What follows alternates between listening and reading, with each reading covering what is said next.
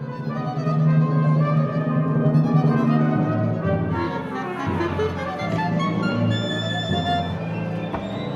I'm Marin Alsop, music director of the Baltimore Symphony Orchestra. I didn't have much choice about being a musician because my parents are both professional musicians. And so, I have this vision of my parents when they just got married. They're sitting at the table and they say, we should have a trio. Why don't we make a pianist? And that's why I was born, to be a pianist. So the bad news was the piano didn't go very well for me, and I retired when I was 6 years old. And then my parents tricked me into playing the violin. That's another whole story, but the best thing about playing the violin was I got to sit in the orchestra.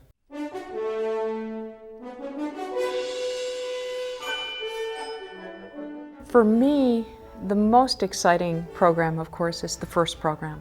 Living through the turn of the century, going from the 20th to the 21st century, has been a monumental experience. And then I look back to see at the turn from the 19th into the 20th century, what was happening, to try to draw those parallels. And I really felt that Mahler and Adams could represent these two worlds standing side by side. John Adams is one of the most varied, thrilling composers of our time. In Fearful Symmetries, he's using this big band sound. There's a saxophone quartet within the orchestra. There's this techno-pop stuff going on in the synthesizers, which sounds very, very retro, almost disco-like. He likes to add instruments that we don't normally hear in the orchestra. The music of Gustav Mahler was the reflection that I was looking for that 100 years ago. He liked klezmer music, he liked marches, he liked military music, he liked funeral marches. It was music that pushed the envelope of indulgence. This is a time when Freud is starting to explore the mind and the dark regions of the human being, and Mahler is the one that's musically representing this.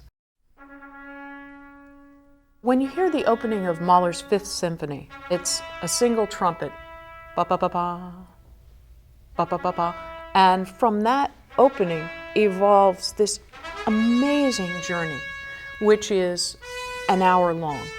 And in the middle of this wild piece, we have this incredible interlude, because while he's writing this symphony, he falls in love. He falls in love with Alma, who is almost 20 years younger than he is, but he doesn't tell anybody because he's somewhat embarrassed by the idea of marrying someone 20 years younger. But you can tell that he absolutely adores her because he writes this movement called the Adagietto, which is just for strings and harp.